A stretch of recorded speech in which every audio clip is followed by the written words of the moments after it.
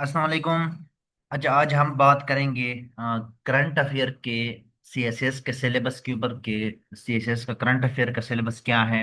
और मोस्टली ये जो सिलेबस होते हैं पीएमएस और वो वो वाली चीज़ें भी सारी इसी के अंदर आ जाती है ना। तो करंट अफेयर के सिलेबस की हम बात करते हैं डिटेल के साथ कि उसमें कौन कौन सी चीज़ें हैं। देखें, असल में करंट अफेयर जो है, ये इसमें मोस्टली जो चीजें पूछी जाती है ना वो अपडेटेड चीजें पूछी जाती है ना। पिछले 1 ईयर के अंदर जितनी भी चीजें हो चुकी हैं, मोस्टली 1 ईयर के अंदर ही चीजें आ जाती हैं।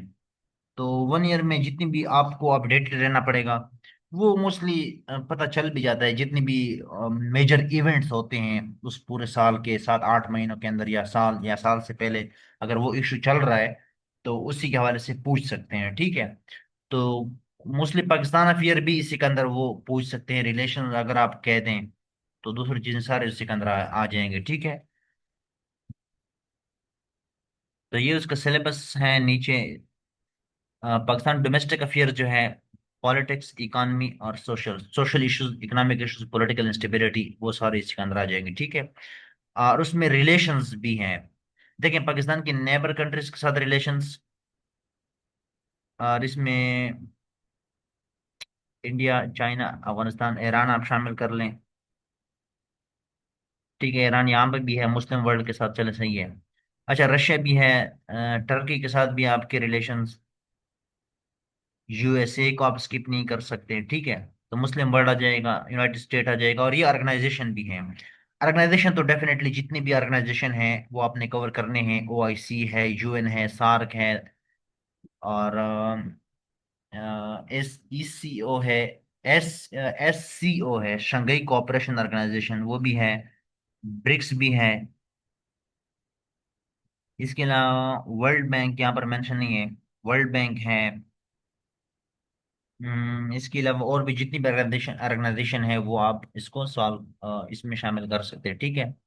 अच्छा, ग्लोबल इश्यूज की अगर हम बात करें, इंटरनेशनल सिक्योरिटी, ये भी इंपॉर्टेंट है। इंटरनेशनल पॉलिटिकल इकोनॉमी, ये भी एक इंपॉर्टेंट टॉपिक है। और ह्यूमन राइट्स, ये भी इंपॉर्टेंट टॉपिक है। Environment, global warming, Kyoto protocols, तो ये कोपेंगन अकॉर्ड भी है। ठीक है। पॉपुलेशन है, पॉपुलेशन इंपॉर्टेंट टॉपिक है, ये भी पूछा जा सकता है। Terrorism, counter terrorism, global energy politics, ये भी इंपॉर्टेंट टॉपिक है। Nuclear proliferations and nuclear security, ये भी एक इंपॉर्टेंट टॉपिक है। Nuclear politics in South Asia, सही है। इंटरनेशनल ट्रेड, ये Doha agreement, round and Bali packages, ये भी है। Cooperation competition in Arabian Sea, Indian and Pacific Ocean, ये इंडो पैसिफिक रीजन जो है वो भी इंपॉर्टेंट है। ठीक है। Millennium development goals and current status, ये इंपॉर्टेंट है। ग्लोबलाइजेशन, ये इंपॉर्टेंट है। मिडल ईस्ट क्राइसिस है, कश्मीर इशू, फलस्तीन इशू, ये भी इंपॉर्टेंट टॉपिक है। तो डेफिनेटली ये इशू भी अभी चल रहा है, ये इशू भी अभी चल रहा है, यहाँ से भी आप देख सकते हैं, इनको भी आप देख सकते हैं। ठीक है। तो ये करंट अफेयर का सिलेबस है। अच्छा, इसको हम कवर कहाँ से कर सकते हैं? पहली बात तो ये है कि जो टॉपिक्स कवर नहीं है तो उनको पहले प्रॉपरली कवर करना चाहिए, रिसर्च करके डायरेक्ट गूगल के ऊपर। लेकिन इसमें आपको सोर्सेज जो मिलेंगे वो आप न्यूज़पेपर भी हम देख सकते हैं। ठीक है। इसके अलावा ये फॉरेन अफेयर मैगजीन जो है, ये भी हम देख सकते हैं। इकोनमिस्ट भी देख सकते हैं। न्यूज़पेपर आप बाकी पाकिस्तानी न्यूज़पेपर भी आप देख सकते हैं। ठीक है।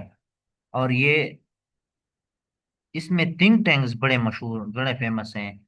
जिस तरह से ये ISSI है, पाइड है, पिलडेट है।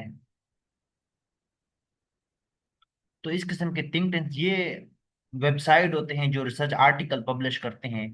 तो इनको भी आप जरूर देखिएगा, ये भी इम्पोर्टेंट है। यहाँ से भी आप चीजें कवर कर सकते हैं। ठीक है। बाकी आपको यूट्यूब से आप चीजें भी आपको मिल सकती हैं। और बाकी वेबसाइट जो है, बीबीसी की वेबसाइट आप जरूर मॉर्निंग के टाइम उसको 20-25 मिनट दिया करें। अल जजीरा भी हो जाएगी। ठीक है। इसके अलावा बीबीसी, अल जजीरा, डॉन भी ऑनलाइन आप देख सकते हैं वेबसाइट के ऊपर। तो इनको अगर आप सिर्फ 20-25 मिनट भी देते हैं तो उसी के अंदर भी आपका काम हो जाएगा। बीबीसी को, अल जजीरा को, इसकी वेबसाइट आप ओपन करें, ठीक है। वेबसाइट ओपन करने के बाद उसको आप पढ़ेंगे तो आपको इश्यूज का पता चलता रहेगा ना, कि वर्ल्ड में क्या चल रहा है। सो न्यूज़पेपर, ये फॉरेन अफेयर मैगजीन जो है, ये करंट इश्यूज के हवाले से बड़ा बेहतरीन मैगजीन है। इकोनमिस्ट भी है और थिंक टैंक्स भी हैं, ठीक है। इसके ऊपर मैं ऑलरेडी एक और भी वीडियो अपलोड कर चुका हूँ, इम्पोर्टेंट सोर्सेज के हवाले से। वो भी अगर आप देखेंगे तो आपको चीज़ों के हवाले से समझ आ जाएगी कि उसमें कौन कौन सी चीज़ें शामिल हैं, सही है। सो करंट अफेयर के हवाले से बाकी कोई क्वेश्चन हो तो आप पूछ सकते हैं। और इसमें जो डिफिकल्ट कंसेप्ट है उनको डेफिनेटली आपने कवर करना है, उसके ऊपर हम एक एक के ऊपर हम डिटेल से बात भी करेंगे। जिस तरह से इंटरनेशनल पॉलिटिकल इकॉनमी है, और ये ग्लोबल एनर्जी पॉलिटिक्स है, न्यूक्लियर प्रोलिफरेशन है, न्यूक्लियर सिक्योरिटी है, nuclear politics in South Asia है। तो ये ग्लोबलाइजेशन एक इम्पॉर्टेंट टॉपिक है। मिडिल ईस्ट क्राइसिस है, कश्मीर इशू। सो ये आप डिटेल से आप कवर कर सकते हैं, ठीक है। सो आज के लिए इतना काफ़ी है, बाकी कोई क्वेश्चन हो तो आप मैसेज कर सकते हैं। सो फिर हम इसके ऊपर डिटेल से बात करेंगे। So okay, thank you.